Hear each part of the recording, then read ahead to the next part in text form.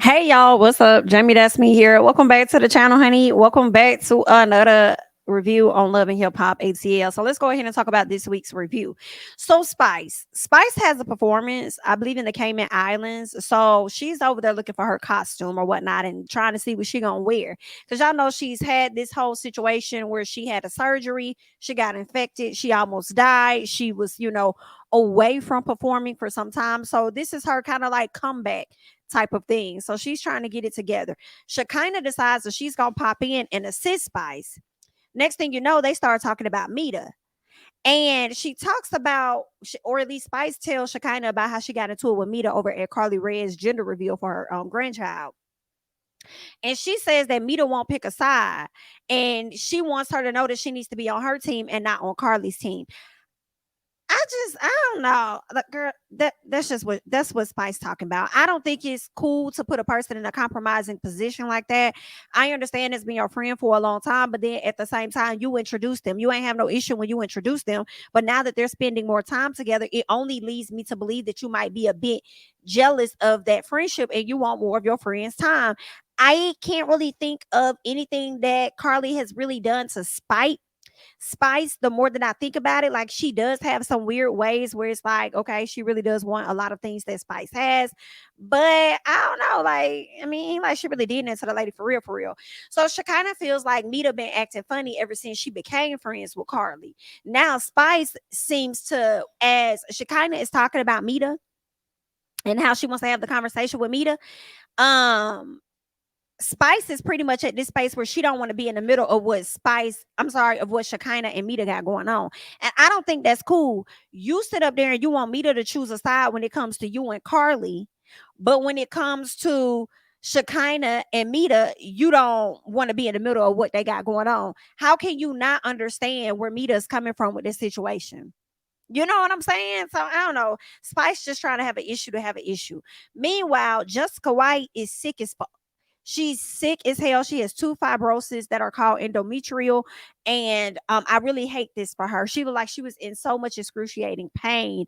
And I could just imagine what else she may put herself through. She is so small, y'all. It looks unhealthy, and I hate to bring so much attention to how skinny and how small she is, but I can't help it. Like you could damn near see her bones. Like I am concerned for her, especially when you look in the confessionals. And the reason why I'm concerned is because they like to talk about how TV puts 10 pounds or 5 pounds or oh so many pounds on you. So if the television is putting pounds on you and all I can see is how small you are, it makes me question what you really look like in real life. And you look extremely fragile. And I just hope that she's getting to a better space now that she's away from Nick. I hope that, and I'm not saying Nick is the cause of that or anything. Maybe the breakup could be the cause, which is why she's lost so much weight. Maybe she's always been that small. Maybe she has some type of disorder or something, but it does look unhealthy. And I have to just be honest and just call out what it is that I see. And I'm just hoping that she's getting to a better space. Okay. Now, she says that she's been dealing with this for years when it comes to her fibrosis and her endometrial situation going on, right? And she says that as she's been going to these doctor visits, nobody has told her, listen, I am not surprised. When she starts talking about how we as Black women have to be our own advocates for our health, I do not believe that she's lying at all. And I also don't believe that it's just for Black women. I think people in general, honestly, but I also remember a friend whose husband went into the hospital and the doctors really didn't know what was going on. She had to do a ton of research to really find out like what was going on with her husband. And thank God she kind of like nursed him back to like where he needs to be. I think she even gave advice or told the doctors or whatever what he needed. I can't quite recall, but I know she played a very important role in her husband being nursed back to great health. And thank God he's still here today. And that happened like years ago. So yeah, with that, I mean, that's for anybody. When the doctor tells you one thing, it's okay to go and get a second opinion if you are able to. It was a lot of us have like one insurance or whatever, so you might be limited on the places that you can go, or you can't get this same work done at a whole nother doctor or whatever the case is. But if it's within your capacity to get a second opinion, I would. And if they telling you the same exact thing, then maybe that's what it is.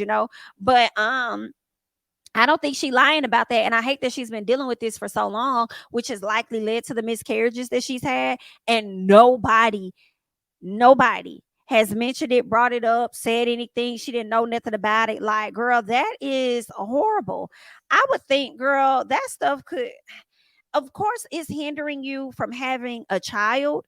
But at the same time, I wonder if that stuff could lead to death if you didn't know about it. The way she was sitting over there laying down, it looked like she was close or near to it, not sitting down, but laying down. Like, it looks like she damn near was close to it. Like she was about to faint out of here at any moment. But anywho, she says that she didn't know why she was suffering these miscarriages all these years. Her and Nick were actively trying to conceive a child, and they weren't able to. But it was sad for her to go on and watch him be able to have these children with other women. So that really bothered her. But then at the same time, yes, that contributed to you not being able to have children with Nick. But at the same time, maybe it wasn't meant for you to have children with him. So I feel like there is a blessing in the midst of that mess. For real, for real. Girl, I'm sure Mariah's sitting over there like, girl, had I known Nick was gonna go get a harem of hoes and babies, girl, I would have never had no twins by this man. Okay. I would have never, if I knew my kids would have to split his fortune up with all of these other children as the one out here and had. Okay, so yeah, maybe it would have been the best thing, but I don't know. I do feel like you dabble a bit in the area of delusion, Miss Jessica. So girl, do what you do, honey. All right. She did go see the doctor at one point, a black doctor. She talked to that doctor. She asked the doctor whether or not she could get pregnant. And the doctor was like, yes. And I'm like, girl, you believe you get pregnant? It's going to happen for you. You know what I'm saying? I do believe that, girl. It's going to happen for you, whatever. And, yeah, this is just a minor hiccup. You got to get some things taken care of, get it resolved or whatnot. And you'll be able to have your baby, and if you can't, have, get pregnant or whatnot, thank God there are different ways that you can go about doing that. All right. So all in all, she's gonna get better. So hopefully we continue to learn how that goes for her. I feel like they don't really cover stuff like this on Love and Hip Hop. Am I tripping? Her talking about her fibrosis and going into details about this. I don't know. It's giving more housewives than it's giving Love and Hip Hop. And I ain't even mad at it. I just can't recall. Maybe they have talked about this stuff. Y'all remind me.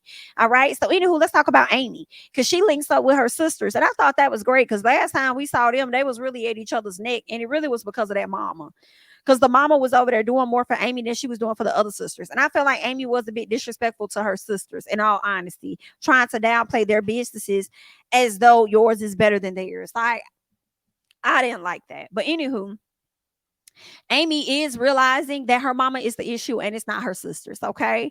I love the fact that they decided to break away and spend that quality time with each other. They needed that. Amy talks about hiring a new manager, and that's going to likely help with her sister's businesses, because if her mother isn't managing her musical career, then the mama can go off and help the sisters, and Amy ain't got to worry about her having that much control over there. And I think that's a good idea, because sometimes when your parents is over your musical career or entertainment career, sometimes it could drive a wedge a little bit in between some things, possibly. So I think that that's a good idea. And if it doesn't work out with the new managers that she's hired, she can always go back and work with her mom if her mom, is okay with that. But anywho, the oldest sister did end up apologizing to Amy, letting her know, like, listen, all that animosity and all that energy I was giving you, girl, it really was for mama. But if you got hit with a few of them bullets, I'm sorry. Okay, girl. So please forgive me, bitch. But girl, she pissed me the hell off, and I just had to let mama know a little something, something. Okay, so they made up and everything is good. This is when Amy lets them know about South by Southwest and what that experience was like for her, but also lets us know that Khaotic kissed her. So now I'm confused a bit, because I'm sitting over here like, he be over here all up on Erica Banks. So which one is it? And I was so glad that Amy followed up with my exact thought when I heard this. The exact thought that I had, Amy says, I'm confused, because whenever he's in my face, he's all up on Erica in my face. And I'm like, okay. Because, girl, I thought it was just me, and I'm glad that you see that. And basically, I just feel like I would never take Khaotic serious. And I'm really disappointed in Khaotic. I was expecting something different, but Khaotic is really on them same similar vibes. But what be killing me is how you be trying to disguise yourself with this whole I forgot what he called it, something woman treatment, whatever this little treatment he be trying to do with the women. It's giving facade for me, and I don't like that. Chaotic Amy, don't go down that road, because what it's giving is based on how Erica look. He's going to make Erica the main because she looks good on his arm for him to go and brag about with other people. But with you still cute, and he still got a bond with you, so he gonna try and use you to be the side chick. That's what I was getting. So it's like, girl, don't even fall for that. You doing right by seeing Chaotic for exactly who he is. You being in a position to be his friend allows you to really see him clearly. You know that that's not a man you would date for real, for real. So don't even go there, no matter how nice and sweet he trying to be in the moment. Because every time he does that, he turns around and show you exactly who he is when he gets up on Erica in your face. Absolutely not. Then this the same man that was looking at your mama butt when he came to your store. So why would you? Even your mama see him for who he is. Girl, Amy, don't go down that road. Anywho, Amy does go and link up with her mama and tells her mom that, she's going to pretty much move in a different direction with managing and stuff, and how it was great to be out there in South by Southwest and not have her mama over her neck and breathing down her neck and all of that. But let me tell you, when she told her mama she met up with her sisters and how they all came to a certain conclusion of what's going to happen, when she said that, I said, watch, her mama still not going to work with them girls. You know why? Because her mama don't want to work with them.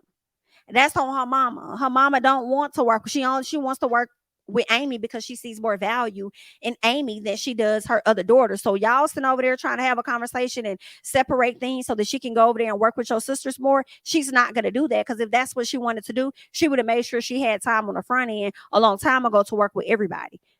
Okay, that's what it is. All right. And I also feel like when she worked with the other sister, she may not get the full control that she wants, even though maybe that's the position she is expecting to have, because that's the position that she in.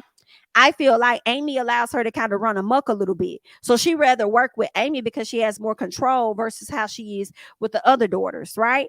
Because they probably gonna put her in her place and like, mama, I don't need you to do that. I just need you to focus on this. I need you to do that. I really believe that, especially with the big sister, the way she was checking the mama. I need your help, but girl, I don't need you running stuff like this your business, okay? There's a difference, mama. But anywho, mama got upset, end up cutting the mean short, and pretty much walked the hell off on Amy. Like, I'm not gonna stop managing you. I'm not stop doing my thing. You could keep talking all day, all you want to. And it pretty much was given, I'm not gonna help your sisters. All because they decided to have a sit down or link up with you behind my back. I feel like y'all trying to kick me out. Amy, like, girl, ain't nobody trying to kick you out of nothing. What is you talking about? We just telling you how you could like adjust some stuff. Like, why are you tripping on me? Like, are you okay? So that's what that was giving. Meanwhile, let's get to Meda and Spice and everybody. Meda has come to the Cayman Islands. She let Spice know that she's there. At first, Spice tried to give off this little attitude like she wasn't happy that her homegirl was there, but that quickly changed within 3 minutes, because in all honesty, they have been friends for years. Spice loves her like a sister, and she really was happy to see that she came to support her. But girl, I ain't gonna lie, I was like, is Karlie there? Girl, I would not be surprised if Karlie pops up in the Cayman Islands, because girl, she not gonna let Miss Spice move on without them having some sort of a friendship. Okay. So there's that. Meanwhile, you got Shekinah that's still not featuring her as for real. So she's like, when we link up with her later on tonight, we definitely gonna get into some things, because I have some questions and I'm not featuring how she was over here acting. So we'll get into that. But let's get to Scrappy and Khaotic. So Khaotic decides to give Scrappy this whole dramatization of how he kissed Amy. When I tell y'all, Scrappy had me weak with his facial expressions and how he was looking at this man like he was sick or crazy. Girl, I was over here so tickled laughing at them. And I know that Khaotic was doing the most with his whole reaction and showing how he was kissing and everything. But girl, I ain't gonna lie, they had me so fucking tickled. I just thought that was the funniest shit ever in that moment. So Khaotic says when it comes to the ladies, because Scrappy's like, okay, so you kissed Amy, you all up on her and stuff, you feeling her like that, like this for to be your girl. Khaotic's like, nah, because you know what I'm saying, I like Erica and stuff too. You know what I'm saying? So listen, I'm just gonna play the games these women be playing until somebody treats me like a king. That pissed me off. That pissed me off. That pissed me off right there, girl. That smile and that laughter definitely went to a frown and a vein in the forehead. Like, sir, no, you don't even treat yourself like a king. And you out here talking about you playing games. Who's to say these ladies want to play games with you? Is you assuming that they want you on that level? That's the problem. Ain't nobody say they want you on that level for real, for real. They just let you do you because they know that you like that. Like, they just be like, all right, whatever. Don't really take you serious for real, for real. And you gonna sit over here talking about you gonna play the games the women play until somebody treats you like a king. Ain't nobody finna treat you like no king if you sitting over here flirting with the other woman in their face. Ugh. And then he gonna sit up there talking about he want a polyester relationship. Girl, get to the confessional. I like how he spun it quick on his feet. They said polyester. No, you mean polyamorous. He said, well, what's polyester? So they trying to explain to him what polyester is. And he said, well, listen, I know the difference between polyester and polyamorous or whatever polyamorous. But my thing is, I said polyester on purpose because I feel like I could wear them both out. Girl, I was screaming like, what the hell? Who thinks of this stuff? I want a polyester relationship because I believe I could wear them both out. I hollered. It was definitely funny, and I didn't know if that was the funniest thing or if it was the fact that he was quick on his damn feet while he talking about some damn polyester. Girl, this man is a fool, okay? And I want to believe it's all for TV until Erica Banks confirmed in the interview that they do be hunching. They are kind of dating or whatever, and she be popping all these Plan Bs. I can't take it. Girl, don't let that man mess up your uterus area and all of that stuff going on. Okay, popping all these, like, no ma'am. Anywho, so Scrappy says that Erica Mena, he talks about Erica Mena and how she approached him on the whole Bambi and him messing around with Diamond and how he's cheated and all of that. And Scrappy's and possibly got her pregnant. He says he'll be honest. He never crossed the line with her, but they would go to each other's room and kick it and hang out. Scrappy, I do not believe that you saying. And I do believe that if you were not with Khaotic, I mean, if the cameras were not there, you would have kept it a buck with Khaotic. But because you are aware of the cameras, I refuse to believe that you did not cross the line with this woman. I definitely believe that you and Diamond got it in, and y'all be drinking and being up there doing y'all thing on stage. Like, you definitely, why are you calling her to your room so late at night? It's a lot of people on your tour. What makes you just call her and you schedule times for y'all to link up? Like, girl, that's giving y'all smashed. Period. Okay, what nobody talking about, y'all was over there fucking. Period. Okay. Now, he talks about Erica Mena approaching him and how he didn't like the fact that he knew Erica before Bambi, and Erica always said that she would never choose a side, only for her to end up choosing Bambi's side. Well, I hate to say it, you have to understand why she's choosing this lady's side, because she too has experienced this. Number one, she knows you. Because she knows you before she knew Bambi, she know you. She know how you is. So she know you have F-boy tendencies. Then you really close with Safari, so that's another thing. On top of the fact that she was married to Safari and how Safari handled himself. Okay? So with all of that, I feel like she kind of got good reason to be over there on Bambi's side. All right. Now, all that crying and the extraness she was doing, she was over there acting like you was cheating on her. That was a bit much. That was a bit much. And a lot of times y'all guys be on each other's side. So why is it not okay for her to really be on her homegirl side? For real, for real. So whatever. Scrappy, you just want people to hear you, and you want people to not be able to see through the facade that you're putting on. And we not gonna do that. Period. And I'll never look at you the same after you done had 3 kids with this woman that's your wife. You not take care of your half of the bills, whether it's because you really ain't got it or if it's out of spite. I'll never look at you the same, that you will allow your family to slick be almost homeless. I will never look at you the same, but then you could turn around once you get out that relationship with her, turn around and go get you a home and pretend that you closed on a house. Like, I just won't look at you the same. But what we also learned while he's talking to Khaotic, we kind of learned that Scrappy ain't got no damn money. Basically, Scrappy don't know how to handle money.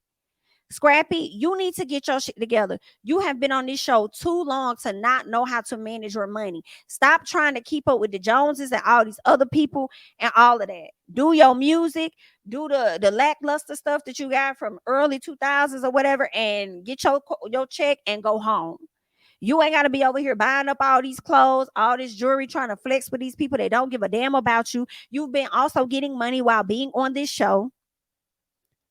Also been getting whatever little coin. They have been keeping you on this show for a very long time. And shout out to Momma D, because I feel like Momma D has been very instrumental in you also remaining on the show. So it's like, why you haven't stacked up some money for a later time? We hear you talking to Khaotic and you over there talking about how you living out of hotels and out your car. What? when you had a whole house that you could have been in with your family?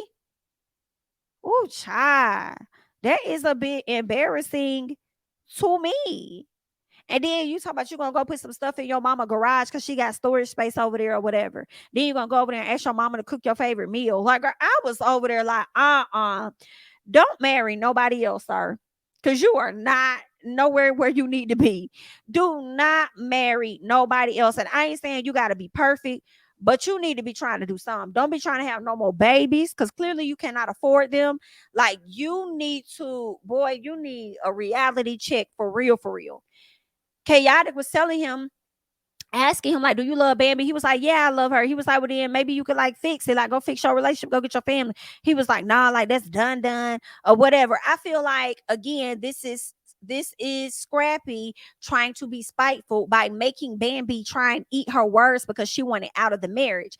And I feel like he thinks it's going to hurt her more than it's going to hurt him, but it's looking like it's going to hurt you because when a mama has her children, it brings about a different hustle. And I don't care what nobody say, Bambi's gonna always eat because she's gonna always figure out ways to eat. You, on the other hand, couldn't even let your family motivate you. So I'm not, I cannot take it. I can't. Khaotic said, it's all good, I got your back. We gonna go over there to Mama D house, pack up your stuff and do this and do that. I'm like, Khaotic, you finna let him move in your house? Cause ain't no goddamn way you finna be a bomb for your family and think you finna come over here and be a bomb roommate. Hell to the no. Absolutely not. Negative. Let's move on. Spice and Meda and Shekinah. So Meda thinks Spice, they all link up for dinner or whatever. First of all, why did Spice, a friend, walk past Shekinah talking about some, I like it naked, or I like something? I guess they was going to get some drinks. And then Shekinah said, I don't know what you like, but I'm glad I know now. Girl, whatever that interaction was, I was so tickled by it. Hilarious. But anywho, Meda walks up. Because those two ladies that walked off, they don't really seem to be rocking with Meda. So it makes sense why they exited the table. Because I'm like, okay, Meda must be walking in. Meda comes, and Meda thinks that Spice has misplaced anger. Like, girl, I don't know who you mad at. It's not at me. You really been mad at Karlie, and you trying to put that off on me because I'm still cool with her. Like, that's not my problem. So Shekinah is mad that Meda left her out and not told her like where Spice was located, what her condition was, and all of that. And Meda says, well, that wasn't even my call. That was Spice sister's call.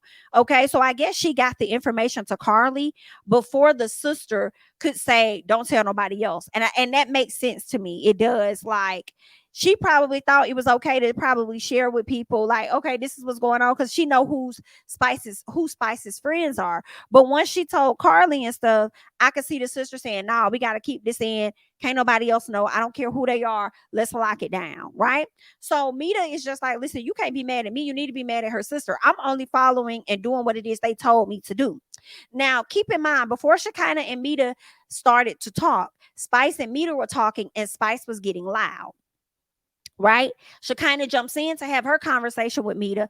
After that happened, they started getting loud with each other. Now Spice wants to hop in, and Spice wants to sit up here and do all this damn hooping and hollering and stuff, and then telling them that they need to stop arguing. And I said, well, Spice, you the one that started this. It's okay for you to sit up here, hoop and holler and yell and do all of that, but they can't do it. And it's okay for you to want to break away, want Meda to choose a side, but when it comes to you, you don't want to understand Meda not trying to be in the middle of y'all shit the same way you're not trying to be in the middle of her and Shekinah stuff.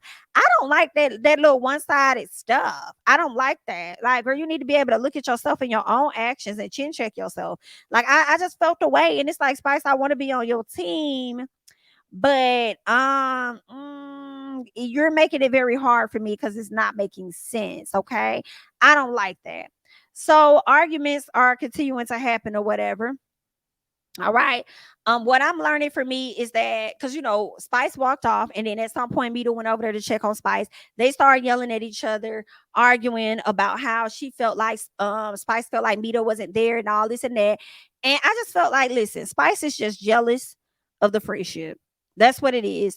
I feel like because she's jealous of the friendship and because she doesn't like Karlie, she's assuming a lot of stuff of what's happening. And that's not even what it is, when all she got to do is just pick up a phone call and just talk to her friend, or her friend to clear up whatever. I think it was certain things that Spice expected Meda to know, and Meda was like, I wasn't aware of that. I was going through my own stuff. And that's one thing I hate about friends. That's one thing I hate, when they think that the world revolves around them. That's a fucking problem for me. People are out here dealing with a lot of other SHI that they may not share with you, no matter how much of a close friend you are to them. So for you to just assume that them withdrawing themselves or whatever they're doing has anything to do with you, you need to check yourself. Because a lot of times it ain't even about you. Check your self-centeredness about your damn self. So when Meda was like, I was dealing with this, I was dealing with that, here go Spice assuming that she told Karlie about it. She was like, no, I didn't tell her about that. Some stuff people just deal with on their own, and you should know that. That's your friend. But y'all do how y'all do. But anywho, the moral of the story was, Meda just let her know, listen, I'm not going to continue to argue with you about none of this. It is what it is. Just know this. I was there when nobody else was there. Before all of them hoes did this and did that, I saw you at your worst. I saw you damn near about to die. I was here for this. I was here for that. And basically I want to always be here. So whatever the conversation was, they both got emotional over it. Spice knew that everything Meda was saying, she wasn't lying about. Like, yeah, you have always been a true friend to me at the end of the day. Nobody should really come in between us, because I feel a way about the closeness of y'all friendship. You getting close with this person should never affect what you and I got going on. Because Meda could have felt that same way in the beginning when you were getting closer to Spice. She could have felt left out too. But either way, they resolved their issues. They hugged. They were there to, celebrate. She was like, I was there when you were down and out, so I'm here for the comeback. That's why I still flew out here and still came to show love or whatever.